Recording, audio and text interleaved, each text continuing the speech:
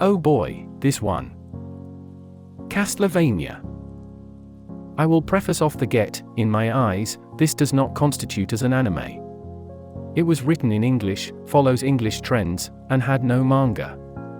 True anime is Japanese, but this is still one of the most watched pseudo-anime that exists. I respect that.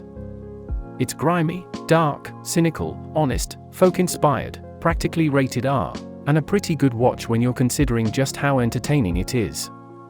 You won't be bored. Does it have something more? A little bit, yeah, but it's not as deep as I feel some act like it is. My viewpoint when watching. It's unique. Has some pretty good and attachable characters. Carmela is my fucking queen. There's a decently structured plot, and it feels like it was written, so that's good. It's kinda corny, but is self-aware of that fact. Is gory, and honestly a bit nasty, but in an alright way. There's a lot of senseless violence, just all the time, which reflects humanity kind of well.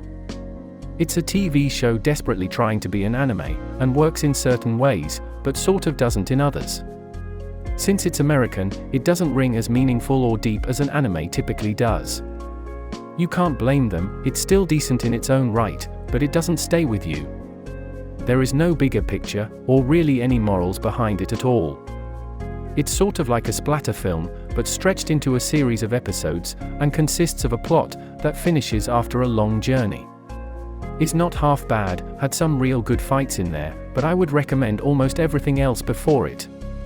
I will say, it has its moments, but it's objectively mid, in the grand scheme. It does act as a sort of a gateway show for normies, so it does have my respect for that. Greatest high points.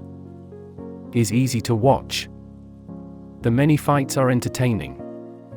Has an unusual approach to gore. Gets cold and dark, but holds on to interesting themes of love. Banger characters you grow attached to. Kakamami storylines that throw you for a loop. Is not like other shows or anime. It gives zero shits. Messes with scientific alchemy. Is wildly popular. Is getting a prequel soon. Worst qualms. You watch it, then it fades. Is utterly ridiculous at times, and takes things further than it needs to. Is too much other times. Persuasion. Like I said, I'd never openly recommend this to anyone. It's more of a thing you'd talk about with the people who don't really watch anime, or at least the good ones. If you are looking for long journey, gory and gross monster slaying, and a somewhat political and thought-out story, here you go. Know that it pushes past PG in some areas, so enjoy. You can enjoy this one, but that's about it. There's nothing to learn, there's not much to think about, whatever you do gain is fleeting. So if you have no interest in art, and just want slash, shred, blood, guts, then eat up.